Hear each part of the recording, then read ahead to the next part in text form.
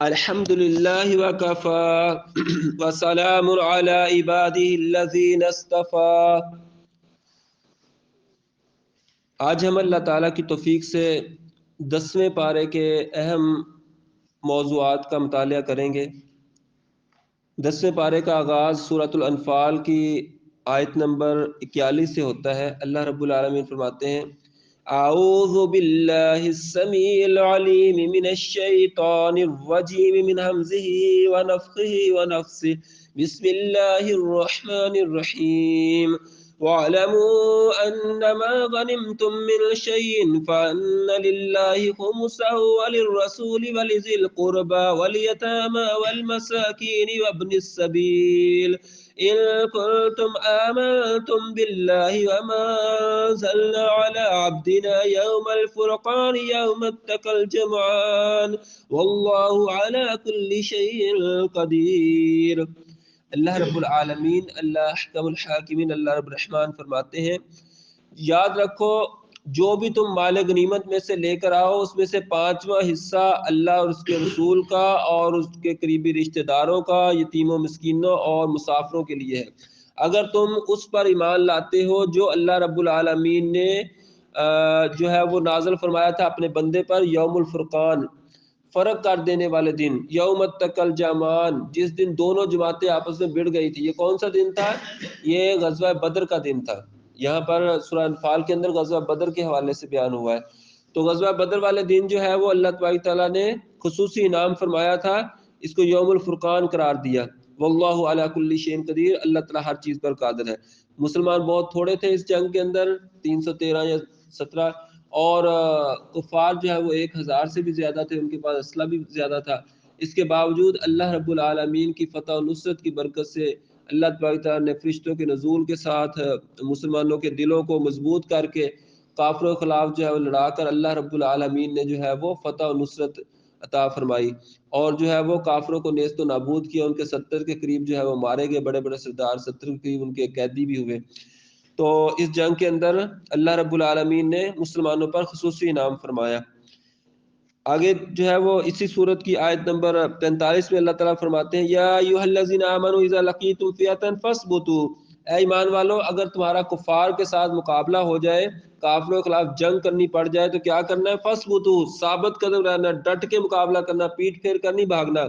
واذکروا اللہ کثیرا، اور اللہ رب العالمین کا کثرت سے ذکر کرنا ہے، یعنی جنگ کے اندر بھی اللہ کا ذکر کرنا ہے، ٹھیک ہے نا۔ ہم تو ہے عام حالات میں تو بہت زیادہ ذکر کرنا چاہیے، ہمیں اپنے کاروبار میں بھی، اٹھتے بیٹھتے بھی، چلتے پھرتے بھی، بیٹھے اور کھڑے بھی، ہر حالت میں اندر اللہ تبارک تعالیٰ کا ذکر کرتے رہنا چاہیے، اللہ کو یاد کرتے رہنا چاہیے۔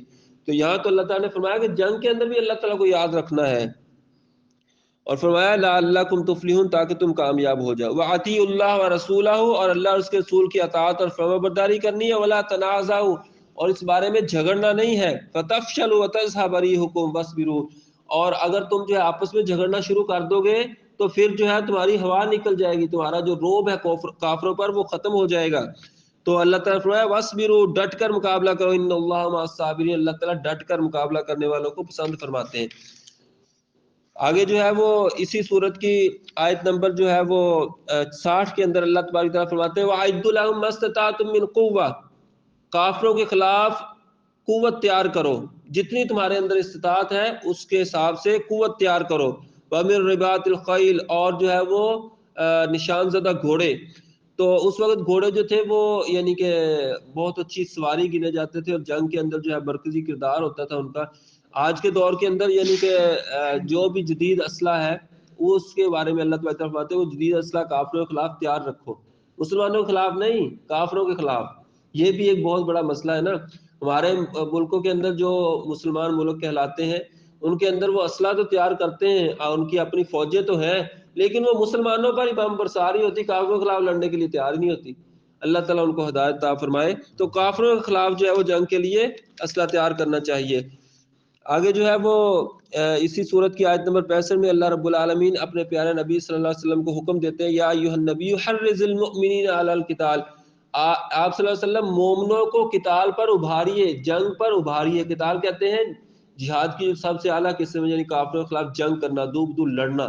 تو اس لڑنے کو، جنگ کرنے کو، قتال کرنے کو اللہ تعالیٰ فرماتے ہیں کہ مومنوں کو اس بات پہ ابھاریے، انہیں حرص دلائیے، انہیں تحریص دلائیے، انہیں ترغیب دیجیے۔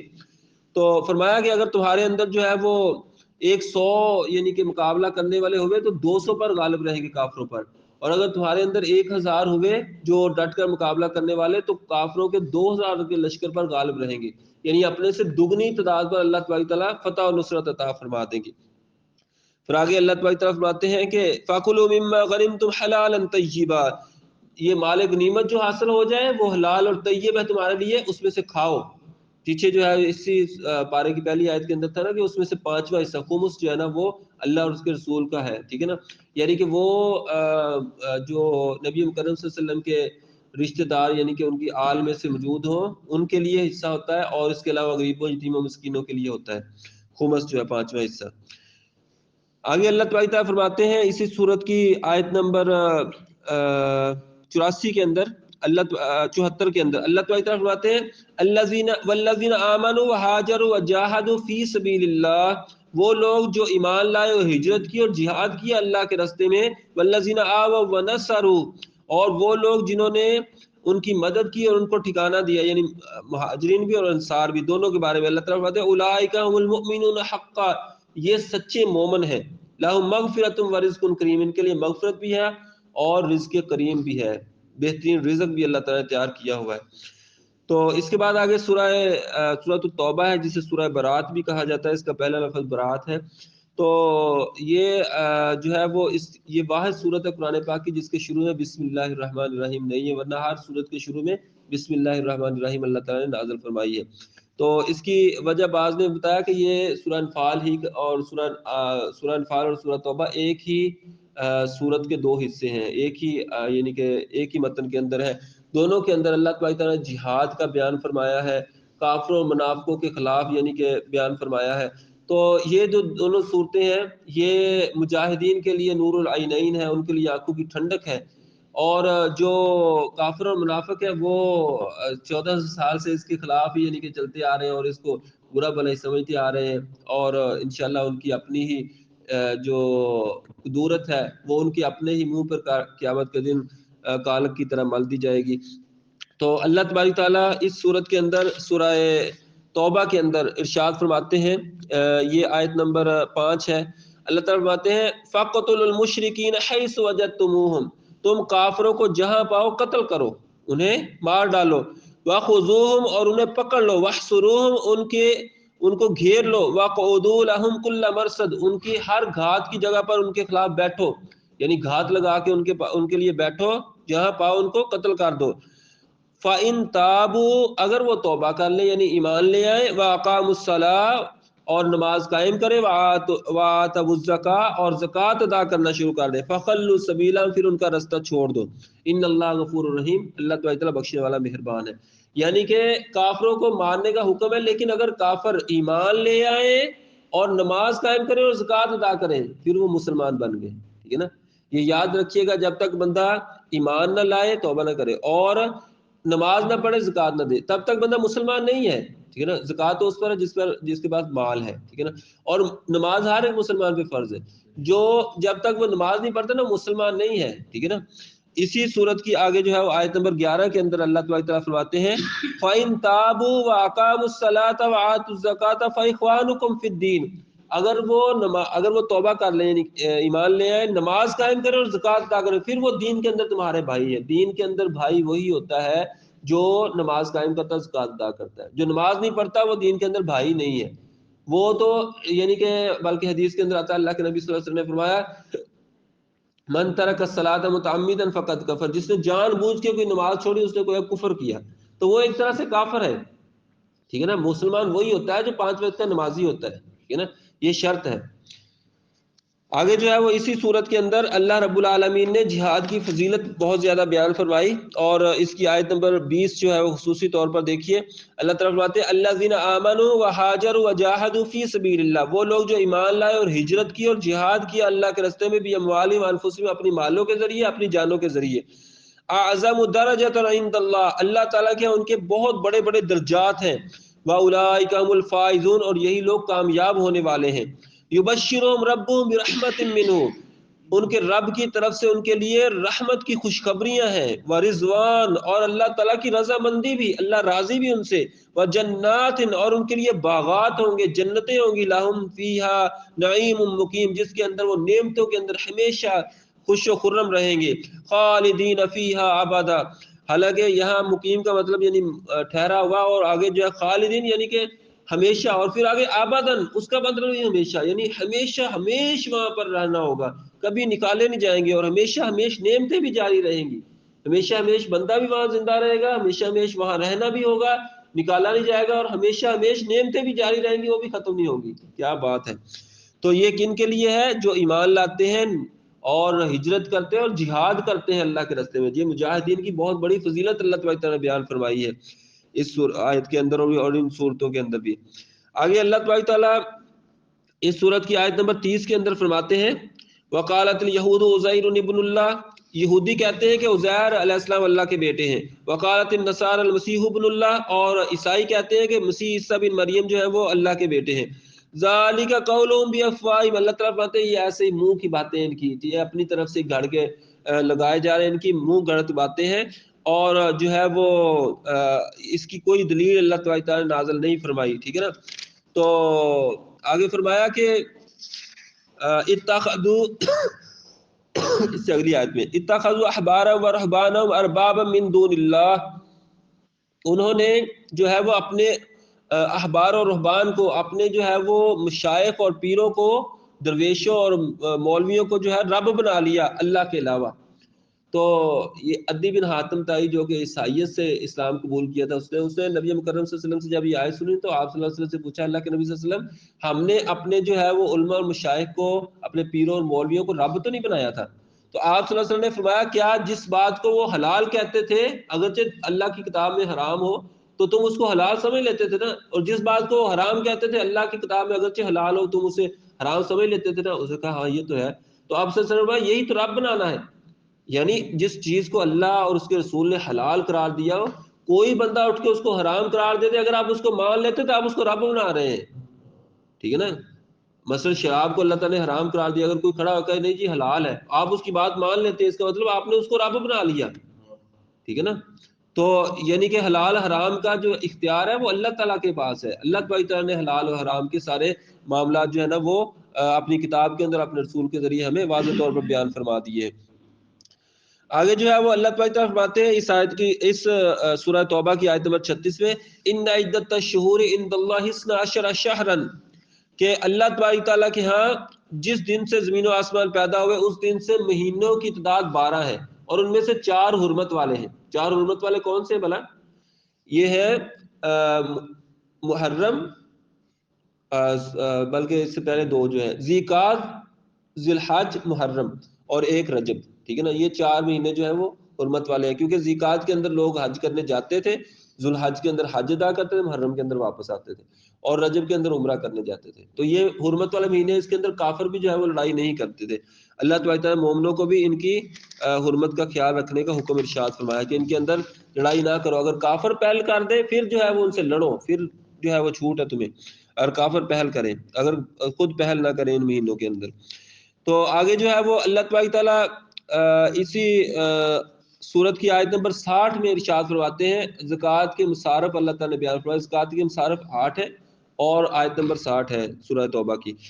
انما الصدقات للفقراء والمساکین والعاملین علیہا والمؤلفۃ قلوبهم وفی الرقاب والغارمین وفی سبیل اللہ وابن السبیل فریضۃ من اللہ واللہ علیم حکیم۔ یہ اللہ کی طرف سے فریضہ ہے، یہ فرض جو زکوٰۃ ہے نا، فرض صدقہ کون سا ہوتا ہے؟ جو زکوٰۃ ہوتی ہے، اور سال میں ایک دفعہ ہر وہ بندہ جس کے اللہ تعالیٰ نے مال عطا فرمایا ہے اس سارے مال کا وہ حساب لگائے گا، جو اس کا تجارت کے اندر موجود ہے وہ بھی، جو اس کا گھر جو اس کے پلاٹ وغیرہ ہیں وہ بھی، جو اس کی کھیتی ہے وہ بھی، جو مویشی ہے وہ بھی، جو سونا اور چاندی اس کے پاس ہے وہ بھی، جو کرنسی موجود ہے وہ بھی، سارے کا حساب لگا کے اس میں سے وہ 2.5%، ٹھیک ہے نا، 2.5% وہ اس میں سے زکوٰۃ نکال لے گا، اور زکوٰۃ علیحدہ کر کے اس مال کو وہ پھر دے گا۔ کس کو دے گا؟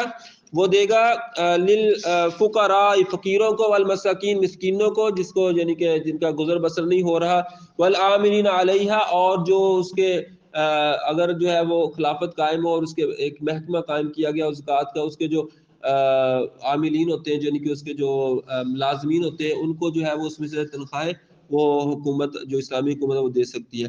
والمؤلفۃ قلوبہم، اور ایسے یعنی غیر مسلم بھی جن کے تالیف قلب مقصود ہو کہ اگر وہ غریب ہیں ان کو دے کے ہو سکتا ہے کہ وہ اسلام کی طرف راغب ہو جائے تو ان کو بھی زکوٰۃ دی جا سکتی ہے. اور پھر رقاب اور گردنیں چھڑانے میں، والغارمین اور قرض دار کے لیے قرض سے خلاصی کے لیے، وفی سبیل اللہ اللہ کے راستے میں جہاد کرنے والے مجاہدین کے لیے بھی، وابن السبیل اور مسافروں کے لیے بھی ان کو زکوٰۃ دی جا سکتی ہے.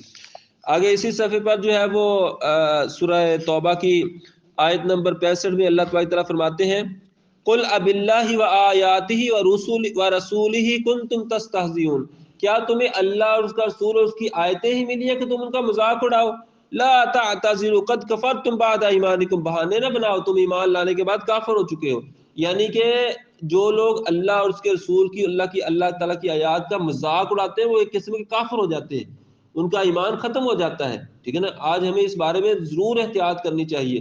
سوشل میڈیا پر ایک پورے جو ہے نا وہ ایسے لوگ بہت سارے شیطانی لوگ موجود ہوتے ہیں، وہ اللہ اور اس کے رسول کا مذاق اڑانے والی پوسٹیں کرتے رہتے ہیں. ان کا رد کرنا چاہیے. ٹھیک ہے نا. اور خود ایسی پوسٹوں کو آگے فارورڈ کرنے سے بچنا چاہیے. اللہ تبارک تعالیٰ ہمیں توفیق عطا فرمائے. آگے جو ہے وہ اللہ تبارک تعالیٰ نے اسی سورت کی آیت نمبر جو ہے وہ آیت نمبر 72 کے اندر ارشاد فرمایا وعد اللہ المؤمنین والمؤمنات جنات تجری من تحتها الانہار، اللہ تبارک تعالیٰ نے مومن مردوں اور عورتوں کے لیے ان کو جنت کا وعدہ کیا ان کے ساتھ. کون سی جنت؟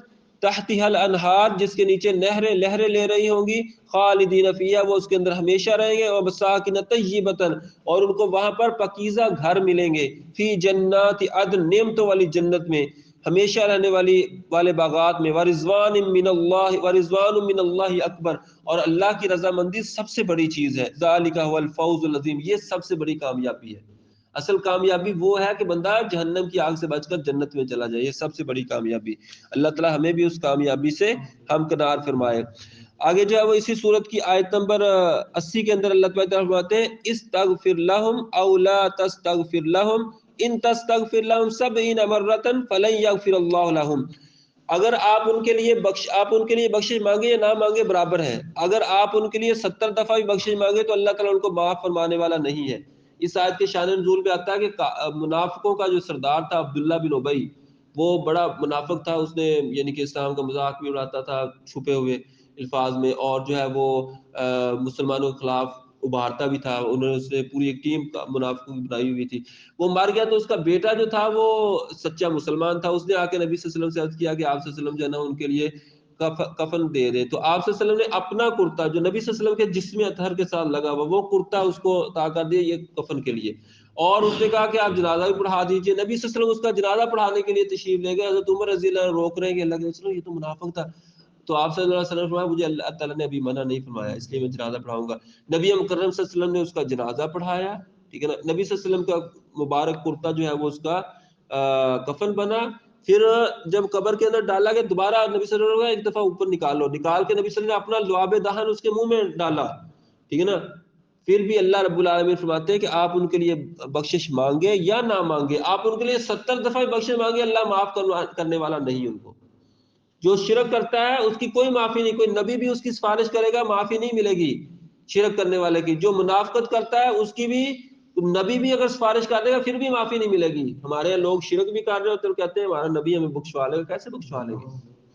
ٹھیک ہے نا. اللہ تعالیٰ طرف فرماتے ہیں 70 دفعہ بخشش مانگے تو نہیں معاف کروں گا. اللہ کے نبی صلی اللہ علیہ وسلم فرماتے ہیں اگر مجھے امید ہوتی نا 70 سے زیادہ یعنی کہ 80 دفعہ مانگنے پر مجھے ان کو بخشش مل جائے میں پھر بھی کرنے کے لیے تیار تھا. آپ صلی اللہ علیہ وسلم تو اتنے حریص تھے.